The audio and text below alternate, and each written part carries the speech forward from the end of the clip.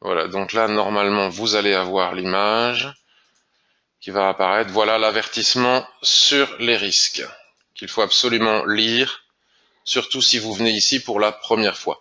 Et pendant que vous lisez cet avertissement sur les risques, j'en profite pour vous dire que je ne suis pas ici pour fournir des signaux, je ne suis pas un fournisseur de signaux, et que je n'enseigne pas l'Ishimoku lors de ces revues de marché. Je dis comment est-ce que j'analyse le marché à travers Ishimoku, et ce que je fais moi, en toute transparence. Vous pouvez suivre mes trades d'ailleurs sur le forum. Vous savez que je suis en position sur Euro USD. Vous savez que j'ai gagné une position sur USD Yen en début de semaine dernière et j'en ai perdu une sur le même USD Yen et que je n'ai pas fait d'autres trades pour le moment. Tout ça, vous pouvez le lire sur le forum en toute transparence. Parfait. Alors, si vous le souhaitez, je peux analyser des actifs que vous avez envie que j'analyse. Par exemple, j'ai reçu un mail de Vincent. Alors, j'ai pas regardé si j'en avais reçu sur mon autre boîte mail. Je mets un peu de temps à... Alors, hop là, ça, normalement... Hop, tac. Je regarde si j'ai des demandes d'analyse. Apparemment pas. Bon, très bien, on va pouvoir démarrer. Donc j'ai des demandes d'analyse de la part de Vincent qui me dit l'USD CAD.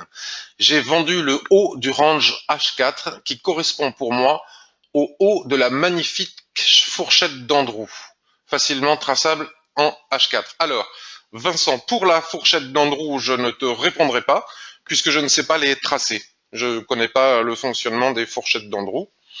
Donc l'USD CAD en H4. Ensuite, je vous parlerai comme vous le voyez à l'écran, du graphique du DAX ici que vous avez à l'écran, qui est toujours aussi facile à trader depuis mardi dernier. J'espère que vous en avez profité parce que franchement, on a rarement fait aussi simple quoi pour gagner de l'argent en ce moment sur le DAX, même s'il y a des risques, hein, j'y reviendrai après. Donc l'USDK dans journalier, le voici, et toi tu as vendu, Vincent, le haut du range en H4. Bon, oui, effectivement, ce range a bougé.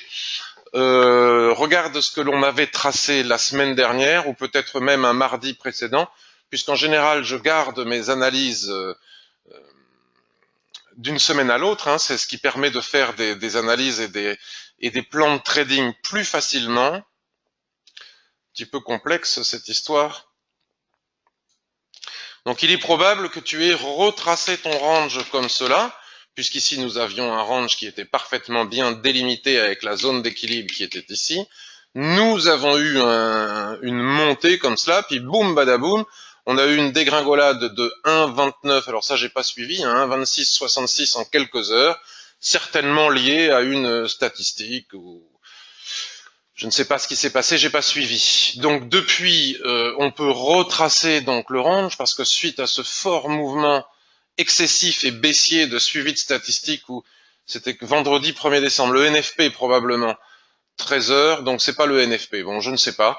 En tout cas, il y a eu cette dégringolade et là depuis nous avons repris. Donc tu aurais vendu ici jeudi 30 novembre en haut du range puisque le haut du range se situe ici. Si tu as vendu ailleurs, si tu as vendu par ici, tu n'as pas vendu le haut du range, puisque voilà le haut de la dérive latérale probable. Je dis bien probable dans le sens où, théoriquement, si l'on est un simple analyste chartiste, on ne peut pas encore parler de range dans le sens où pour qu'un support ou une résistance soit validée, il faut idéalement 3 points de contact et au minimum 2 points de contact. Donc pour le moment, nous avons un point ici, un point en bas, mais grâce à l'Ishimoku, si vous avez suivi la formation, ça c'est quelque chose que vous savez par cœur, lorsque le nuage twist et se met à l'horizontale avec une SSB pleinement horizontale comme ça, qui s'aligne parfois, comme c'est le cas ici, c'est encore meilleur. Ce n'est pas obligatoire, mais c'est supérieur comme signal sur le plat SSB. Nous avons la probabilité, avant même d'établir 2 points de contact, comme je venais de le dire précédemment, d'établir les probables bornes du range à venir. Donc si on considère qu'il s'agit bien d'un range que nous ne pouvons pas encore valider parfaitement. Nous avions la possibilité effectivement de vendre ici, mais c'était quand même un petit peu fort, hein. Après cette poussée comme ça, il fallait le faire. Et surtout, nous avions la possibilité d'acheter ici avec ce magnifique avalement suite au twist en établissant que la probabilité pour que les prix reviennent chercher le haut du range était forte. Alors en général, tant qu'on n'a pas un point de contact de chaque côté, vous le savez, on prend des bénéfices avant d'arriver à l'hypothétique point de contact du haut ou du bas. Hein. On aurait pu prendre des bénéfices, par exemple, sur la borne haute de l'ancien range ici. Donc maintenant, théoriquement, il n'est pas improbable d'imaginer que les prix sont dans la phase haussière de ce probable range, que nous ne pouvons toujours pas confirmer, pour venir le chercher ici. Donc suite à cette forte accélération, nous avons ici, si on descend sur les unités de temps inférieures, une configuration d'attente en drapeau qui, selon moi, est plutôt haussière et qui permettrait d'aller chercher le haut du range qui est ici. Mais pour cela, il n'y a pas de certitude. Ce n'est qu'une probabilité. Donc si jamais tu as vendu quelque part par là, c'est à mon avis prématuré, puisque la probabilité que les prix aillent ici est importante. Donc en tout cas, même si les prix redescendront, ce qui est aussi probable, à partir du moment où on entre en position ici, on ne peut pas répondre positivement à la question qui est la suivante. Est-ce que si j'entre à tel ou tel endroit, j'obtiens une forte probabilité de réussite? La réponse ici est non. Après ce type de chandelier, la réponse est oui. Donc voilà pour l'USD CAD sur le H4. Salut Cédric, j'ai vu ton AUD sur le Twitter, bravo, bonjour Renato. Voilà pour USD CAD, Vincent, je ne sais pas si ça répond à ta question et si ça t'aide un petit peu. L'USD Yen que j'ai vendu également hier après avoir touché la résistance oblique mensuelle. Alors, je dirais une première chose, attention, même si ce sont deux paires différentes, même si l'USD CAD est quand même très corrélé au pétrole, c'est un peu comme si tu tradais le pétrole, ça reste deux positions sur USD. Donc, c'est dangereux dans le sens où si tu en perds une, tu risques de perdre les deux. Donc je ne recommande jamais, d'un point de vue purement money management, d'entrer sur deux positions en même temps avec le même actif. Donc USD Yen, j'ai vendu, tu dis Vincent, alors déjà bravo pour ta transparence, hein, c'est comme ça qu'on progresse. J'ai vendu hier après avoir touché la résistance oblique mensuelle. Alors nous allons aller voir la résistance oblique mensuelle. Alors, donc tu disais aussi dans ton mail hein, que tu n'utilises pas beaucoup l'Ishimoku. Donc moi je te réponds d'un point de vue purement Ishimoku. Donc voilà la résistance oblique mensuelle. Cependant, nous ne sommes que le 12 du mois. Donc pour savoir si cette résistance oblique mensuelle va tenir, il n'y en a pas d'autre. Si cette résistance mensuelle va tenir, là, il faut pas la tracer comme ça. De toute façon, celle-ci, il faut la tracer comme ça. Donc là, ici, elle n'a pas d'intérêt. Il faut attendre la fin du mois. Donc, effectivement, un niveau de résistance mensuelle est un niveau fort, mais on peut très bien avoir des mèches qui débordent. D'ailleurs, si on aligne, si on n'utilise que les corps de chandelier, on peut tout à fait avoir des mèches qui débordent. Voilà, comme cette rouge ici, et une mèche en mensuel, bah ici on était à 113,60, 114,80, une mèche en mensuel, ça peut facilement faire 100, 150, 200, 300 pips. Donc attention. Première observation. Deuxième observation. Si on utilise les droits de chartiste, c'est une bonne chose, mais ce qui marche très très bien sur l'USD Yen, vous le savez, si vous me suivez depuis longtemps, ce sont les extensions d'SSB du graphique mensuel. Elles sont totalement pertinentes, elles sont très fortes. Et donc nous avons ici aussi, d'ailleurs, c'est ce qui prouve qu'on peut ne pas forcément et obligatoirement utiliser les lignes de base chartistes, même si moi-même je les utilise. On va enlever celle-ci qui, on l'a tous vu, nous gêne un peu. Nous avons ici une extension de plat SSB. Juste au-dessus, nous avons une autre extension, vous voyez ici, de plat SSB.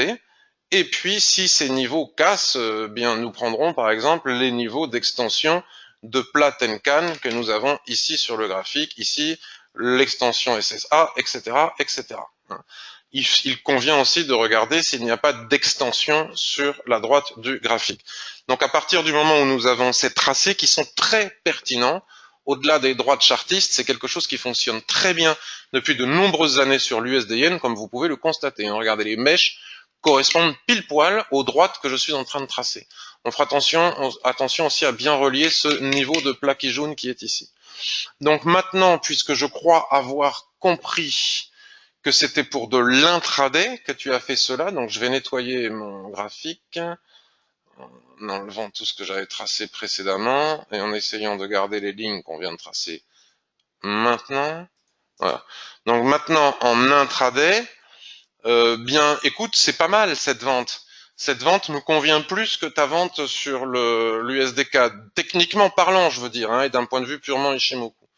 Voilà les tracés qu'on a eu en mensuel, vous voyez. Et tu vends, en gros, si tu as vendu hier, lundi à 1h du matin, je pense pas que tu aies vendu, mais bon, il y en a qui dorment pas hein, quand ils font du trading. Ce doji était tout à fait vendable, suivi de cet avalement était tout à fait vendable. Donc vendre une configuration en chandelier japonais comme celle-ci, doji suivi d'un avalement, comme vous pouvez l'avoir lu dans la configuration, la formation chandelier japonais, le tout sous une résistance que nous offre l'Ishimoku en mensuel et dont on peut constater qu'elle fonctionne depuis des années, ces extensions de SSB, me paraît tout à fait pertinent. Après, en H4, la tendance est plutôt haussière, mais elle a l'air de se fracasser effectivement sur ce niveau de support. Donc le stop est à mettre au-dessus des 113,82 et l'objectif pourrait être ici 113 par exemple, qui correspond plus 112,86 au plat Kijun qui est ici. Donc après, on voit si on a le ratio ou pas. À partir du moment où on entre, si on a le ratio, on peut rentrer. Si on n'a pas le ratio, on n'entre pas. Si j'observe sur du journalier, c'est pas mal, mais alors attention, parce que sur du journalier, on peut supprimer cette ligne qui est ici et voir la première chose que fait un trader qui utilise l'Ishimoku, c'est qu'il observe le nuage. Et lorsqu'il voit, comme on vient de l'étudier sur USDK, un nuage qui vient de twister comme celui qui est ici, on trace les bornes du range. On peut tracer une première partie ici, une deuxième partie ici. Mais ici, nous avons pile poil la zone d'équilibre de ce rectangle. Donc vendre ici, c'est ce qu'on disait, ce magnifique chandelier là, méché, au-dessous à la fois de la résistance mensuelle, autrement dit de l'extension de SSB mensuelle, et de la borne haute du range est totalement pertinent. Vendre ici l'est un peu moins. Je ne sais pas où est-ce que tu as vendu, puisque là encore, c'est une question de logique. Si dans un range, les prix vont du haut vers le bas, puis du bas vers le haut, la probabilité pour qu'ils poursuivent leur course jusqu'au 114,40, qui est un niveau extrêmement important, hein, on le sait tous, puisqu'on l'a beaucoup tradé, ce niveau, et c'est compliqué. La probabilité pour que les prix viennent chercher les 114,40 ici est importante. Si ça casse, nous avons immédiatement au-dessus le niveau des 115 comme objectif. D'accord ? Voilà, j'espère avoir répondu aussi à ta question. Tu m'as demandé aussi, après je vais aller à vos questions, hein, si vous avez des questions n'hésitez pas. Donc j'espère que ces deux analyses que je viens de faire pour Vincent, vous pouvez vous aussi m'envoyer des mails pour me demander des analyses la veille, hein, pas le mardi même, mais la veille c'est mieux, ou le week-end, je répondrai tel que je viens de le faire avec Vincent. Et si vous n'étiez pas en position sur ces actifs, c'est intéressant, ça vous permet de comprendre comment est-ce qu'on utilise et qu'on fait des plans de trading avec l'Ishimoku. Et Vincent, pour finir, me demande, ensuite je vais vous parler du DAX et de l'euro USD, ce que je pense de l'action Direct Énergie. Alors, vous le savez, je ne suis pas un trader action, même si ça m'arrive de le faire, hein, depuis que les actions sont facilement accessibles avec PRT et mon broker avec PRT hein, pour Real Time. Ça m'arrive de le faire, mais avant de trader une action, je vais toujours lire les informations fondamentales macroéconomiques concernant la société en question. Donc là, je vais répondre à une analyse sans avoir fait cette démarche. Donc elle est à prendre avec des pincettes, puisque l'analyse technique ne se suffit pas en elle-même, autant que sur le marché des devises, par exemple, quand on traite les actions. Il faut parallèlement à l'analyse technique aller voir ce qu'il en est des informations entreprises. Si on fait une analyse technique la veille d'un versement de dividendes, on est mal, ou avant un rachat ou je ne sais quoi, ou un plan quelconque d'entreprise, ou les comptes d'entreprise, on est mal. Donc c'est à prendre avec des pincettes. Je ne l'ai pas fait cette démarche, j'insiste. Donc là, je suis sur un graphique journalier et comme tout trader Ishimoku regarde le nuage avant de faire toute autre chose, pour voir si, comme ici, il est en dérive latérale ou en phase tendancielle. Ici, le trader et analyste pour trader que je suis Ishimoku constate un nuage parfaitement bien orienté à la baisse qui m'indique que sur cette unité de temps journalière, la tendance est clairement baissière. Nous savons aussi que le plat qui jaune correspond au niveau de 50% de retracement Fibonacci. Cela veut dire que nous avons ici le retracement de 50% de cette jambe de baisse. Et en plus, ce qui est tout à fait intéressant, c'est que ce plat qui jaune, qui représente 50% de niveau de Fibonacci, se situe en plein milieu du gap que nous avons. Alors il faut faire attention, hein, puisque la borne haute du gap est un niveau de résistance, la borne basse ici du gap est un niveau de résistance. A priori, si en clôture à 17h, 17h30, je ne sais plus, aux alentours de 17h, si en clôture, nous avons un chandelier de retournement qui se dessine clairement sous le plat qui jaune qui est ici, nous avons un signal de vente. La question est de savoir si ce signal de vente est viable et quel est le niveau que nous pouvons atteindre. Donc déjà, sur le graphique journalier, nous avons des réponses ici, hein, toujours les plats SSB en extension qui sont d'excellents niveaux de support-résistance. D'ailleurs, vous pouvez le voir, c'est exactement les niveaux que travaillent les prix en clôture et à quelques euros près les mèches ici. Donc le niveau que nous pourrions atteindre est un niveau de 35,80. C'est pas mal déjà. Si et uniquement si nous avons un chandelier de retournement ici sous la Kijun-sen, dans cette tendance baissière. Pour valider cette analyse, nous avons l'obligation de naviguer sur les unités de temps supérieures. Vous voyez, je fais un petit peu de formation Ishimoku quand même. Et en naviguant sur les unités de temps supérieures, le trader Ishimoku observe le nuage qui était en phase tendancielle sur le daily et qui est ici, qui vient de twister avec une SSB qui se met à plat et donc un nuage qui passe à l'horizontale. Autrement dit, cela nous indique que sur le graphique hebdomadaire, il n'y a probablement plus de tendance actuellement et il y a probablement un range comme ceci. Si on veut savoir si notre range est à peu près bien tracé, on peut utiliser les niveaux de Fibonacci, encore une fois, et coller le niveau de 50% sur le plat SSB. Ce qui nous donne ici, alors là j'ai tenu compte des mèches, mais à partir du moment où nous avons un rebond ici, nous pouvons tracer notre range comme cela, mais tant qu'on n'a pas, si on n'avait pas eu de rebond, comme c'est le cas ici, nous aurions pu tracer notre range avec plus. Voilà. Donc il faut faire quand même attention. Moi je privilégierais plutôt le niveau des 33,85, d'accord? Donc c'est un petit peu... Est-ce que c'est contradictoire par rapport à ce que l'on voit sur le daily? C'est un peu délicat parce que si les prix décident de rebondir sur ce niveau, autrement dit, si on trace la borne range ici, nous ne pouvons le faire que de façon hypothétique. On revient à ce que je disais sur l'USD4 tout à l'heure. Tant que nous n'avons pas deux points de contact clairs en haut et en bas, ici c'est clair. 1, 2. Tant que c'est pas suffisamment clair ici ou en bas, est-ce que ça va rebondir ici ou est-ce que ça va rebondir ici? Il faut se méfier. La probabilité que ça revienne ici est importante. Sinon, il ne faut pas vendre en daily à partir du moment où la tendance que l'on identifie dans le daily, n'est que la phase tendancielle qui nous a conduit du haut du range vers le bas du range. C'est-à-dire qu'une tendance s'arrête souvent là où démarre la borne d'un range. Mais ça, vous le savez par cœur si vous avez acheté ma formation à l'Ishimoku. Je vous dis pas ça pour faire du marketing, hein, donc voilà, la question est délicate. Si et uniquement si nous avons un chandelier de retournement sur ce niveau, la probabilité pour que les prix viennent chercher, et ça collerait à l'analyse que l'on vient de faire en weekly, reviennent chercher les 33 et des poussières, on va dire 35, hein, on va dire, allez, le niveau des 35, c'est un chiffre rond, est important. Puisque ce serait la continuation ici, nous n'aurions qu'une phase de retracement. Autrement dit, un pullback dans la phase tendancielle qui nous conduit sur le bas du range. Par contre, on ne vend jamais une tendance lorsque l'on arrive en bas d'un range. Ici, si on a des chandeliers de retournement ici, ça sera probablement pour acheter, pour pouvoir chercher la zone d'équilibre du range que l'on a tracé en weekly et le haut du range.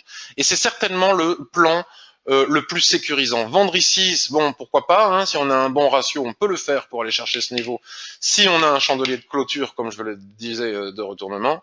Mais pour plus de sécurité, moi j'attendrai que les prix viennent chercher l'hypothétique borne basse du range ici. Et là, si nous avons des marteaux, des doji, des avalements et des je ne sais quoi encore, à ce moment-là, on a un signal d'achat avec une plus forte probabilité de réussite que si l'on vend ici.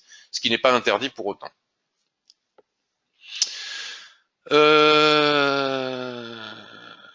Un grand merci à toi, Patrick, pour tes réponses à ma question sur les chandeliers. Je t'en prie, le forum est là pour ça. Evelyne et les traders actions, bruit sur Atao, je sais pas ce que c'est, et Gemalto aujourd'hui. Vous pouvez aller jeter un coup d'œil. Atos, ah bon, c'est bien ce qui me... Et en journalier, tu as un autre support SSB. Oui. Alors, Atos, me dit Evelyne. Ça, c'est pour les traders actions. Mais si vous tradez le Forex, comprendre l'utilisation de l'Ishimoku, quel que soit l'actif, oula, en effet, alors là, encore une fois, donc je le dis à Evelyne, je le dis aux autres, Evelyne le sait, moi je fais des analyses Ishimoku là, ici et maintenant à votre demande sur des actions sans avoir été regarder les informations fondamentales sur l'entreprise. Il ne faut jamais faire d'analyse technique tant qu'on ne connaît pas les informations. Ici, il se passe forcément quelque chose sur Atos, qui provoque ce rebond qui est ici. Je t'en prie, Vincent, c'est avec plaisir. J'espère que mes questions t'auront éclairé. Donc, je ne sais pas ce qui se passe sur Atos. En tout cas, ce qui est clair, c'est que nous avons ici, encore une fois, regardez, c'est pas compliqué, hein. Là, maintenant, il n'y a rien à faire. Ici et maintenant, sur Atos, il n'y a rien à faire. Regardez comme les prix réagissent sur le bas de la dérive latérale, sur le haut suite à cette étoile filante. Bon, ici, c'est pas vraiment un chandelier de retournement. Ici, on ne peut pas parler vraiment de pénétrante. Ici, nous avions une superbe étoile du matin. Là, ici, on n'a rien. Et on n'a même pas de ressaut. Les fameux ressauts, si vous avez lu ma formation, si important, les fameuses mèches basses. Bon, s'il avait fallu acheter de l'Atos, c'était ici, au niveau des 123,20. Là, ici, au milieu de nulle part, c'est trop tard. D'ailleurs, les prix arrivent sur une résistance intermédiaire, ici, vous voyez, qu'on peut très bien identifier. Mais probablement, si cette résistance intermédiaire casse, que les prix iront chercher le haut de la borne haute de cette dérive latérale. Et si nous avons de nouveau des chandeliers de retournement, vous voyez, c'est assez simple. À ce moment-là, on pourra revendre avec objectif 1, toujours pareil, la zone centrale, objectif 2, le bas du range. Voilà pour Atos. Gemalto.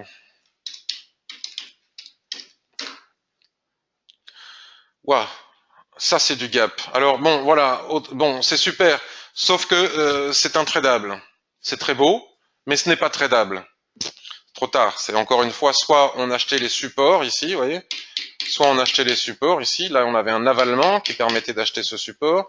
Ici, on a une pénétrante qui permettait d'acheter le support. Mais ici, après ce gap, voilà, c'est très joli. Les gens qui sont dedans gagnent beaucoup d'argent, mais on va pas acheter après un tel gap d'éjection qui devrait ramener les prix plus haut. Mais en tout cas, c'est joli graphiquement. Mais ce n'est pas tradable.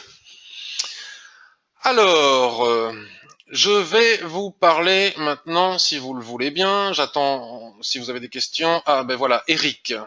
AUD Yen, haussier en daily, mais les prix vont buter sur Tenkan. Retournement de tendance à prévoir, point d'interrogation. Alors, AUD Yen. Pan. AUD Yen, daily, ça tombe bien, on est dessus. Alors, Eric, haussier en daily. Alors, c'est une question de vocabulaire, Eric. Donc, ce que je vais te dire ne le prends pas contre toi. Hein, c'est juste une question de vocabulaire. Ça n'a pas d'importance. C'est-à-dire qu'effectivement, ça monte aujourd'hui. C'est dans ce sens-là que tu dis peut-être haussier en daily. Ça monte aujourd'hui puisque nous avons un chandelier qui a ouvert ici à 85,47 et qui est à 85,82. Mais c'est baissier. Voilà, sur les 3 dernières bougies, Eric. C'est baissier puisque un trader Ishimoku, quand il veut savoir dans quelle est la tendance sur une unité de temps donnée, il regarde le nuage. Donc quand il voit que le nuage est orienté à la baisse, il sait immédiatement que la tendance est baissière. Donc comme il ne trade a priori pas contre la tendance, le trader qui ne veut pas perdre d'argent, il va plutôt chercher à faire des ventes dans une tendance baissière. Ici, nous avons un superbe niveau de support résistance. On oublie l'Ishimoku. On fait de l'analyse technique de base. Vous voyez, support, support, support cassé. Support cassé devient résistance, changement de polarité. Donc le support devient résistance dans une tendance baissière. Donc les prix sont sous la Kijun-sen. Regardez ce magnifique doji qu'on avait sous la Kijun-sen. Cette Kijun-sen qui se met à plat ici représente 50% de retracement du dernier mouvement baissier. Et donc, a priori, si en clôture de chandelier, puisque nous sommes sur un graphique journalier, nous avons un nouveau chandelier de retournement comme celui-ci, c'est plutôt un signal de vente. Il n'y a rien à acheter contre la tendance et sous des lignes de l'Ishimoku et sous un ancien support devenu résistance. D'accord ? Maintenant, ça ne veut pas dire que c'est forcément faisable. En tout cas, si on vend ici, en clôture, le premier objectif que l'on peut atteindre, c'est les 84,55. Et comme je viens de le faire précédemment, qui d'ailleurs sont une magnifique extension de SSB que vous avez ici, ce qui démontre une fois de plus la précision chirurgicale de notre ami Ishimoku et l'intérêt de tracer des droites, des extensions de plat SSB sur les unités de temps supérieures. Et il faudrait aller voir ensuite ce qu'on va aller faire en weekly et en mensuel, ce que nous confirment les prix. Voilà. Donc on a vraiment un cluster de résistance, comme on dit dans le jargon. Résistance horizontale, Kijun-sen, résistance oblique, dans une tendance baissière. Donc est-ce que l'on doit vendre? Alors déjà, il faut laisser les prix, au prix la possibilité de venir mécher jusqu'ici, hein, c'est pour ça qu'on attend la clôture.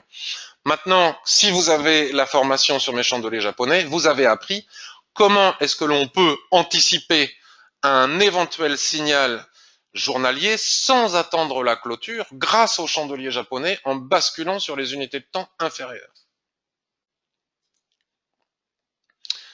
Comme c'était le cas ici, par exemple. Donc ça, vous savez le faire avec cette formation sur les chandeliers japonais pratiques qui vous indique comment trader concrètement avec les chandeliers japonais sans pour autant attendre la clôture des chandeliers sur une unité de temps donnée. Donc ça, c'est pour AUD Yen, Eric. Et si on bascule sur un graphique hebdomadaire, que voit-on? Ben, pas grand-chose. On voit que la situation est complexe parce qu'on va revenir sur le journalier. Quand une situation est complexe, je ne parle pas jusqu'à présent de la Chikuspan, mais c'est pas que je l'oublie, hein, on m'a souvent fait le reproche de ne pas suffisamment parler de Chikuspan. Mais Chikuspan ici n'est bloquée par aucun obstacle. Elle peut monter comme elle peut descendre. Donc a priori, à part cette extension de SSB qui est ici, il n'y a pas de problématique au niveau de la Chikuspan. Donc c'est la raison pour laquelle j'en parle pas. Donc si on atteint le niveau des 86, c'est plutôt baissier sur daily. Maintenant, si on regarde sur hebdomadaire, c'est un peu compliqué parce que là, par contre, vous voyez comment la Chikuspan, quand je dis dans la formation que tout fait obstacle à la Chikuspan, voilà, la Chikuspan, tant qu'elle ne parvient pas à casser sa Kijun qui est ici, c'est compliqué hein, de vendre. Alors, vendre ici pour aller chercher 84, vous voyez, c'est compliqué. C'est compliqué parce que contrairement aux analyses qu'on a fait sur les autres actifs, ici, nous pourrions avoir un signal de vente sur le graphique journalier pour venir chercher 84. Il y a 100 points à prendre, mais on ne peut pas prétendre plus que ces 100 points. Et il faudra aussi se méfier de ce niveau des 85-45. Donc maintenant que l'on sait ça, on peut revenir sur notre graphique journalier et on s'aperçoit qu'on n'a pas un espace de folie pour trader, quoi. Donc moi, je ne traderai pas cette paire dans l'état. Je ne traderai pas cette paire dans l'état. Je regarde sur mensuel. On est dans la phase montante. Je ne traderai pas cette paire en l'état. Voilà pour ma réponse. Anthony. Sur mon graphique AUD Yen MT4 FXM, les prix cassent la Kijun Daily.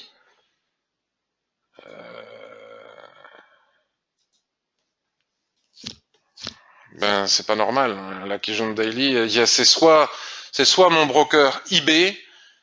On est bien en daily, hein, parce qu'il y aurait une différence sur le H4, Anthony. MT4, c'est sur le MT4, les prix cassent la Kijun Daily. Moi aussi.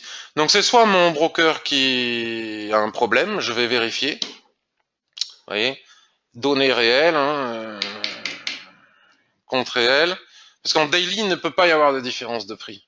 Sinon, c'est qu'il y a quelqu'un qui triche quelque part. Est-ce que je veux pas parler en mal parce que je pourrais avoir des soucis, mais ce n'est pas pareil d'avoir un compte chez FXCM en CFD en mini-compte qu'avoir un compte FXCM no dealing desk, c'est-à-dire pour les comptes au-delà de 2000 euros. Vérifiez ça parce que souvent sur les mini-comptes, il y a des problèmes de... Voilà. Cédric, AUDN, ma Kijun Daily ne casse pas du tout. Chez quel broker, Cédric? Oui, Olivier, en H4, on est d'accord, c'est normal, mais en daily, on ne peut pas avoir de telles différences. Sur CMC. Donc, vérifiez, Anthony et Vincent, si vous êtes si vous avez un mini compte. Si vous avez un mini compte et que votre Kijun Daily est en train d'être cassé, il y a un problème. Compte démo. Bon, voilà. Bon, alors cherchez pas plus loin. On va pas y passer la matinée, mais alors attendez. Bougez pas. Je vais regarder un truc. Si vous avez 30 secondes. Parce que souvent, ça peut parler, tant qu'à faire, on est au débutant. Il ne peut pas y avoir de différence de cotation sur un graphique daily. Enfin, de positionnement, c'est même pas de cotation. Là, on parle pas de cotation. De positionnement sur un graphique daily. Ce n'est pas possible. Merde. Si, c'est bon. On a dit quelle paire? AUDN.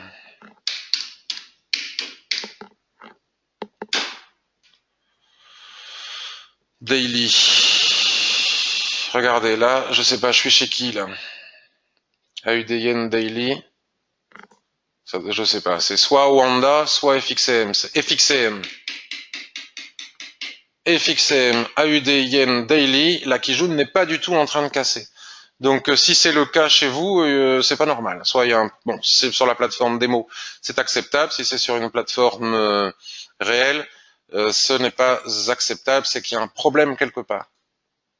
Puisque les lignes de l'Ishimoku sont des calculs mathématiques par rapport à la clôture et à l'ouverture des prix. Donc qu'on ait de ces différences en H4, comme dit Olivier, c'est normal. Mais sur les unités de temps, les autres unités de temps, et notamment le daily, c'est absolument pas normal. Voilà, problème réglé. Donc, qu'est-ce qu'on m'a demandé? Quelque chose d'autre? Pas pour le moment. Donc moi, maintenant, je voudrais vous parler du DAX, parce que je sais que pas mal de personnes tradent le DAX.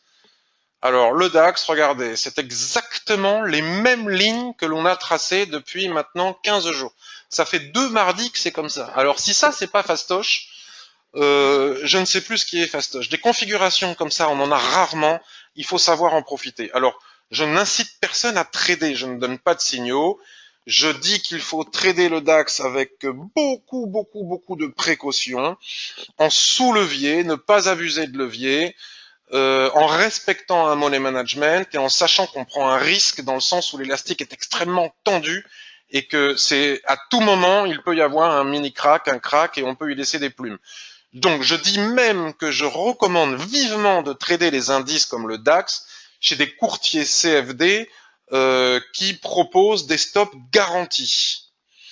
Si on n'a pas de stop garanti, attention, c'est à nos risques et périls, c'est dangereux, tellement l'élastique est tendu. Donc je pense qu'on ne pourra pas m'accuser d'avoir incité qui que ce soit à prendre des risques. Mais pour ceux qui ont la gestion du risque parfaite, qui ont des stops garantis, qui font que même s'il y a un trou de liquidité, leur stop sera garanti, ce qui n'est pas le cas chez ceux qui n'ont pas de stop garanti. Je vous montre ce graphique depuis 15 jours où sur Daily on a tracé les retracements de Fibonacci. Donc comme je disais déjà mardi dernier, je ne vais pas me radoter, qui correspondent plus ou moins à la Kijun qui est ici. Et ça fait maintenant 2 semaines qu'à la baisse les prix, même voire plus, puisque ça on l'a cassé le 2 octobre. Depuis le 2 octobre, les prix n'arrivent pas à casser le support des 12 848. Et depuis la baisse qu'il y a eu ici, depuis le 15 novembre, les prix ne parviennent pas à casser le niveau de 50% de retracement de Fibonacci daily, autrement dit la Kijun-sen. Donc là, c'est pas compliqué. Donc soit à moyen terme, on vend en haut, on achète en bas, et soit à court terme, on utilise ces retracements de Fibonacci tracés en daily. J'apprends à faire ça aussi dans ma formation sur les chandeliers japonais avec les Fibonacci. On utilise à la fois le H1 en utilisant les chandeliers japonais sur ces fameux niveaux de Fibonacci. Voilà tous les ronds que j'ai laissés. Donc ces ronds sont ceux qui correspondent au niveau de Fibonacci qui sont ici. Il ne faut pas en tenir compte, ceux qui sont là. Mais tous les autres ronds, c'est exactement ceux que j'ai tracés mardi dernier en revue de marché, en live. Ça n'a pas changé d'un iota. C'est-à-dire qu'à chaque fois qu'un niveau de Fibonacci est atteint, en général, on va chercher le suivant. Vous voyez ? Ici, ça, c'est facile, hein. Il y a cassure du niveau des 23,6, on n'achète jamais après cassure. Pullback, étoile du matin sur ce fameux niveau des 23,6, et hop là, on va chercher les 38,2. Et ça s'arrête au point près. Gap au-dessus des 38,2 pour aller chercher les 0,50. Ici, c'était un petit peu compliqué. Mais enfin, regardez, ce matin, boum, on revient chercher le niveau des 38,2. On fait un avalement, donc après un tel avalement, on ne peut plus rentrer, hein, on n'a pas le ratio. Il faut pouvoir rentrer, il faut avoir le ratio. Poum, on fait un avalement, la probabilité pour qu'on aille chercher le niveau de Fibonacci suivant est importante. Et c'est comme ça depuis plus de 2 semaines. Alors, quand on ne peut pas faire quelque chose en H1, mais qu'on a des niveaux qui sont aussi simples à trader, puisqu'ils sont récurrents, ça ne veut pas dire que ça va durer. Il suffit qu'on entre aujourd'hui pour qu'il se passe un truc. On peut même basculer sur les unités de temps inférieures, comme je vous le montre dans la formation chandelier japonais, pour mettre à profit les chandeliers japonais pour obtenir un meilleur timing. Donc ici, on ne pouvait pas le faire parce qu'il y a une cassure en force. Ici, on ne peut pas parler de pénétrante et ici, c'est trop tard. Mais, par exemple, ici, regardez, ici, on a double étoile filante. Dès qu'on a la possibilité d'avoir des chandeliers de retournement sur ces niveaux, on peut aller les chercher. Après pullback ou après throwback. Ça, c'est une question de savoir-faire. Il faut savoir trader, bien évidemment, pour pouvoir faire cela. Mais au niveau technique, c'est simplissime. Donc, non seulement, attention, les stops garantis, et bien évidemment, il ne faut pas faire ça en intraday, quelques heures avant ou un discours, comme ça va être le cas cette semaine, de Draghi, de Powell, de la Fed ou de je ne sais qui encore, bien évidemment. C'est en dehors de toute période de statistiques, etc. Mais en tout cas, c'est fastoche. Alors Renato me demande, oui, à 11h, il y a le ZU allemand, bien sûr. Donc Evelyne, je te confirme, en démo, ça casse. Donc c'est-à-dire que les cotations que vous avez en démo ne sont pas bonnes. Patrick, connais-tu CMC Market? Oui, je connais CMC Market, je trouve ça bien. Maintenant, je suis pas là pour faire de la pub ni positive ni négative. Il me semble être bien régulé, il me semble que les comptes sont ségrégés et ils offrent des micro-lots et des stops garantis. François, peux-tu me dire pour le futur CAC 40? Alors, CAC 40 futur. Bien évidemment, là, j'étais en train de vous parler du DAX futur. Hein. Après, il faut ajuster tout ça au CFD. Alors, journalier, c'est exactement la même chose que le DAX. Alors ici, nous avions c'est exactement, regarde, c'est une copie conforme de notre copain Daxu, avec ici le niveau de support des 5263 qui ne lâche pas. On pourrait l'ajuster au niveau du corps du chandelier, ce serait plus juste, mais ça c'est des anciens. Ah oui, c'est les retracements. J'ai fait c'est le niveau 0 de retracement Fibonacci, donc j'ai tracé les retracements de Fibonacci. Exactement comme le DAX ici, nous avons le niveau des 50% qui tient depuis, qui est dépassé ici, hein, on a des mèches jusqu'au niveau des 38,2. Ils sont tracés je les avais tracés, alors attendez, je vais les retracer parce que vous allez me dire qu'ils sont pas tracés dans le bon sens.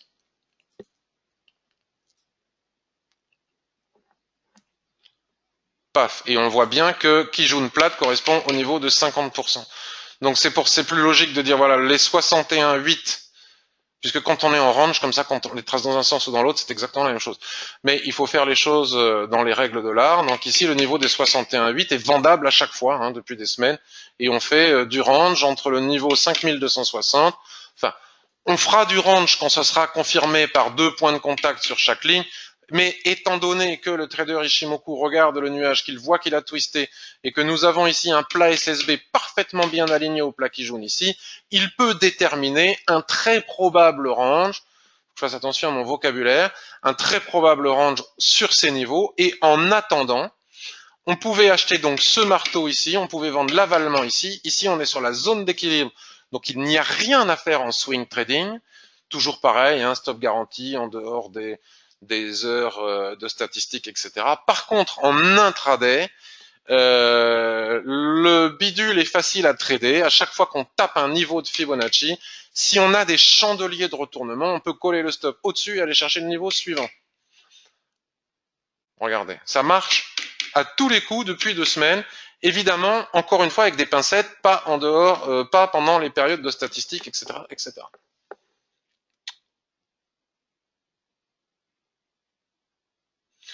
Oui, mais je sais pas, Renato me dit, je suis en 15 minutes sur le DAX et apparemment sur 15 minutes, le 11, tu as un gap et moi non. Faut que tu... Alors, si tu es chez IG, tu m'as dit que tu étais chez IG, donc chez IG, faut que tu vois avec IG comment on affiche les gaps.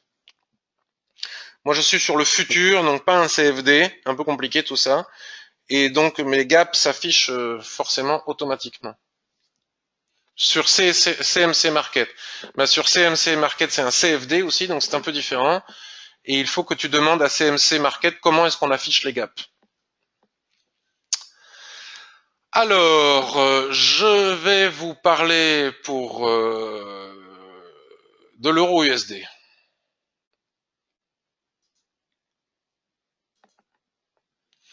Je vais vous parler de l'euro USD puisque je déclare être transparent, donc il faut que j'aille jusqu'au bout de ma transparence.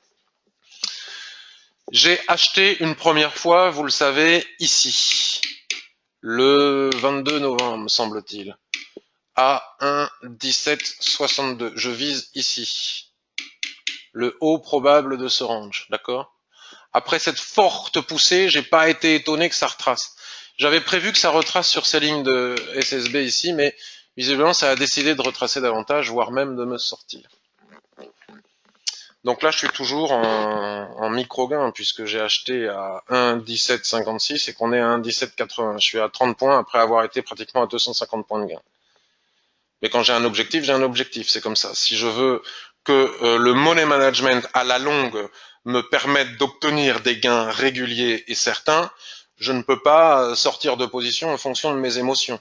Et là, l'émotion aurait été de dire, oh là là, je suis à 250 points, je suis plus qu'à 100 points, je suis plus qu'à 50 points, je sors. Et donc, j'aurais gagné 50 points. Alors que la fois d'après, si c'est mon stop, je vais accepter qu'il aille chercher 100 points. Ça ne peut pas marcher. Soit je gagne, soit je perds, mais j'assume mes prises de position. Ce qui ne veut pas dire que des fois, j'ajuste. Hein. Si j'avais vu que cette qui jaune, par exemple, avait cassé, peut-être que j'aurais accepté de sortir en moindre perte. J'ai toujours mon stop à 1,1690. J'avais pris un renfort, voilà, parce que suite à mon analyse technique que l'on avait fait un mardi, après cette accélération haussière, les prix avaient retracé ici, vous voyez, sur cette ligne de SSB ici, en dessinant cette magnifique étoile du matin ici, et donc je suis rentré en clôture ici, mal m'en a pris, j'ai sans doute au pire endroit à 1,19, j'avais pris un renfort. Ce renfort, je me suis fait sortir, puisque ça a retracé, retracé, retracé. Je sais plus où j'avais mis le stop, sans doute en dessous ici, je me suis fait sortir. Et j'ai repris un achat hier. Vous allez me dire, il est obsédé par l'euro USD. Bon, voilà, j'ai fait 2 USD Yen la semaine dernière, 1 euro USD cette semaine, et rien d'autre. On peut pas dire que j'ai fait de l'overtrading. Mais les résultats ne sont pas excellents pour le moment. Mais à la longue, je gagne puisque j'applique un money management strict. Et donc, à force, le ratio me fait toujours gagner. Même si je suis pas bon. Donc j'ai pris un renfort ici puisque je fais toujours la même analyse. Je considère qu'a priori, si on est parti du bas du range ici, c'est pour aller chercher le haut. Le nuage est parfaitement à l'horizontale, il a twisté. Donc les lignes de l'Ishimoku à l'intérieur du range, quand on est parti en bas ou en haut, ne font plus office de support résistance. J'avais bien acheté au-dessus après avoir cassé la zone d'équilibre. Et là, légèrement sous la zone d'équilibre, ce doji ici, et à nouveau cette étoile du matin m'ont fait acheter. Et de nouveau, j'ai gardé le même stop que le niveau initial, toujours en risquant 1% de mon capital, et je vise toujours le niveau des 1,2035. Voilà. On ne pourra pas dire que je suis pas transparent. Si je perds, vous aurez vu 3 pertes sur l'euro USD. Et même si je perds 3 fois, ça m'empêche pas de gagner. C'est ça qui est important, parce que souvent les traders particuliers, quand on débute, on gagne plus souvent qu'on ne perd, et on perd de l'argent parce qu'on ne sait pas appliquer des ratios, ou pour les raisons que je viens d'évoquer, on a peur, on sort à 50 pips de gain, mais on accepte 100 pips de perte, donc du coup on a gagné une fois, on a perdu une fois, mais on a perdu 50. Moi je fais le contraire. Je gagne peut-être pas très souvent, contrairement au crack des réseaux sociaux. Admettons que j'ai un taux de réussite de 50%, je crois que c'est légèrement au-dessus, mais pas beaucoup plus. Certains vous diront que c'est minable, mais avec un taux de 50% de réussite et avec un bon outil d'analyse technique et un super money management, ben, je gagne de l'argent. Moi aussi, Evelyne. Ben écoute, Evelyne, on va y arriver, puisqu'on avait acheté NZD-USD au même endroit. Est-ce que vous avez d'autres questions? Est-ce que vous voulez que j'aille analyser autre chose? On peut faire un petit point sur mes deux alertes que j'ai mis sur le forum sur Peugeot. Peugeot, hein, j'ai fait une alerte sur Peugeot, bah, ça n'a pas évolué. Vous voyez, j'ai toujours le plan de trading. Regardez, c'est celui-là. Donc j'avais prédit qu'après, bon, vous retrouverez toute l'analyse sur le forum sur Peugeot et vous comprendrez les niveaux des 17 et le niveau des 15,50. Et ça n'a pas évolué depuis mon analyse. Donc les prix accélération baissière. Je m'attendais à une forte correction qui a eu l'air d'avoir du mal à venir. Faut faire attention parce que là on est en grosse survente quand même. Donc j'aimerais bien que ça retrace. Mais le plan est que si ça casse ici, après pullback, vendre pour venir chercher le niveau des 15,50. Donc le plan est toujours d'actualité. Voilà en quoi consiste faire un plan de trading. Faire un plan de trading et attendre qu'il se déclenche. Parfois on attend 1 heure, parfois on attend des semaines. Et l'autre, je crois que c'est Sodexo. Sodexo. Donc le plan de trading, excusez-moi, les couleurs sont vilaines, hein, mais au moins ça a le mérite d'être clair. Nous étions en dérive latérale, le nuage se réoriente après cette cassure. J'avais dit trop back sur ce niveau. Alors j'aurais préféré que les niveaux de l'Ishimoku remontent. Je ne vais pas l'acheter le trop back ici parce qu'on est encore en grave surachat. L'excès, la différence de placement entre la Tenkan-sen et la Kijun-sen ici, c'est excessif, c'est pas prudent. On ne peut pas rentrer ici avec une forte probabilité de réussite. Il faut résoudre la survente. Mais enfin, le plan est le suivant, cassure, throwback, et on vient chercher ces niveaux pour suivre la tendance qui doit nous conduire en haut du range ici. Donc le plan est toujours d'actualité. Jean-Luc nous dit qu'il est obligé de nous quitter, mais qu'il tient à dire que c'est toujours aussi instructif. Merci Jean-Luc. Tu t'éloignes de ton micro. Ah, c'est possible. J'ai peut-être mis la main devant surtout. Est-ce que c'est un micro casque? On va terminer avec Brigitte qui nous demande un mot sur le gold. Alors le gold, tu sais Brigitte que je n'aime pas le trader. Hein. D'ailleurs je le trade jamais. Gold. Et à chaque fois j'explique pourquoi. C'est ultra volatile, c'est géopolitique. Alors par contre c'est effectivement intéressant. C'est intéressant de voir, voyez l'intérêt de faire des plans de trading, regardez. Ça, c'est ce que vous retrouvez ici, c'est des analyses que j'ai fait pour vous, à votre demande, les mardis précédents. Et l'avantage, c'est que je les laisse et que ça permet d'avoir beaucoup de clarté par la suite lorsque l'on les reprend. Donc nous avons, si je parierais qu'on est voilà, en dérive latérale hebdomadaire. Et qu'est-ce que veulent dire les canaux que j'ai dessinés? Ils veulent dire, ce que j'explique dans la formation, c'est que dans une dérive latérale, et ce que je vous disais tout à l'heure sur l'USD-CAD, dans une dérive latérale, on a une tendance qui nous conduit du bas vers le haut du range, et ensuite une tendance qui nous conduit du haut vers le bas du range. Et que ces tendances s'arrêtent souvent là où s'arrêtent les bornes du range, tel que peut le démontrer une fois de plus ce graphique. Donc nous avons ici une information très importante, Brigitte, c'est que la zone d'équilibre donc ça c'est quelque chose que vous connaissez très bien si vous avez suivi la formation Ishimoku et qui vous facilite normalement, j'espère, la vie, c'est le but. La zone d'équilibre de cette dérive latérale est en train d'être travaillée. Autrement dit, nous sommes ici dans une zone de non-trade où il ne faut pas trader. La pire zone d'une dérive latérale, c'est la zone centrale ici. Maintenant, si cette zone venait à être cassée en clôture hebdomadaire, c'est-à-dire que si les prix passent sous le niveau des 1225, on pourra, selon moi, vendre tous les replis qu'il y aura sur la borne haute de ce canal baissier qui va du bas vers le haut du range. Si la Kijun-sen baisse, ce qui devrait être le cas après ces nouveaux plus bas, et qu'elle vient s'entrelacer dans la ligne de tendance, alors c'est encore plus fort. Donc si on ne veut pas attendre le graphique hebdomadaire pour le faire, à la clôture hebdomadaire, pardon, pour le faire, à ce moment-là, on a tracé ici notre zone d'équilibre sur le graphique hebdomadaire, on rebascule sur notre graphique journalier, et nous savons que la zone à casser est la zone ici des 1237. On va tenir compte de ces deux angles de SSA qui sont là. Donc on va ajuster notre droite. Ah oui, comme c'est sur du weekly, il va me dire gna gna gna gna gna gna. Donc on va se remettre sur du journalier. On sait où est-ce qu'on veut aller. On va la supprimer. Bim. Et on va la retracer ici. Voilà. La zone d'équilibre du graphique hebdomadaire. Donc maintenant, suite à cette accélération baissière, on sait qu'on ne vend jamais une accélération baissière, puisqu'à tout moment, on va subir un pullback qui va nous reconduire sur le haut du canal ici, sur la borne basse du range ici, sur la Kijun qui est ici. Donc moi, personnellement, si je devais trader cet actif, j'attendrais de casser les 1230. Tel serait mon plan de trading. Je vais le faire, comme ça on pourra l'étudier le mardi prochain. J'attendrai un pullback sur la borne haute du canal baissier qui va nous conduire du haut vers le bas, d'accord? De préférence avec une Kijun qui s'entrelacerait dedans, c'est un petit peu long à venir, mais regardez, elle est pas si loin, hein, ça va venir.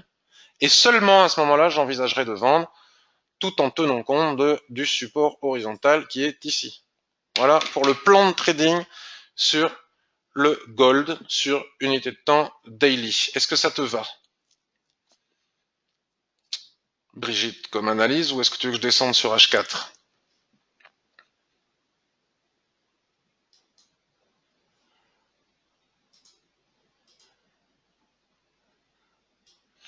Et donc toi, Cédric, pour terminer, tu me disais en haut, AUD Yen, c'est AUD Yen, hein, en 15 minutes, c'est ça? Est-ce que c'est ça, Cédric? AUD Yen en 15 minutes? Oui. Alors on va regarder AUD Yen, parce que Cédric est un excellent trader Ishimoku, qui trade sur des unités de temps courtes. AUD Yen, ah oui, tu as acheté la cassure du range, c'est ça?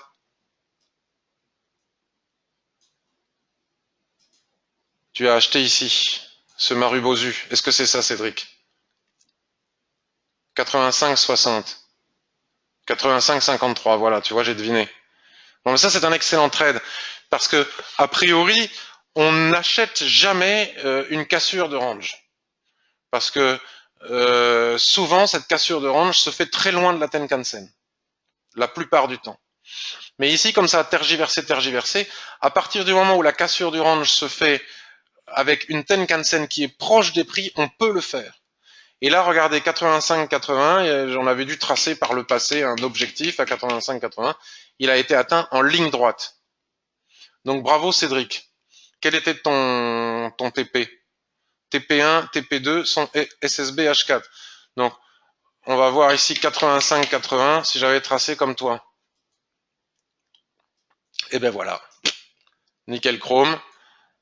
Voilà. 85-80 c'était SSB H4. Donc là c'est un trade parfait Ishimoku que nous a fait Cédric. On voit comment les extensions de SSB donnent d'excellents résultats. Deuxième objectif, ce SSB qui est ici. Et attention, ensuite, on a la droite de tendance. Donc bravo, c'est un parfait trade d'Ishimoku de quelqu'un qui a bien compris comment est-ce qu'on utilise l'Ishimoku. Et qui sait entrer sur cassure quand on peut entrer sur cassure. Pas n'importe quand. TP Kijun Daily. Voilà, bon ben voilà, ça rejoint exactement l'analyse que l'on a fait ce matin. Ceci dit, attention, hein, parce que là on est sur une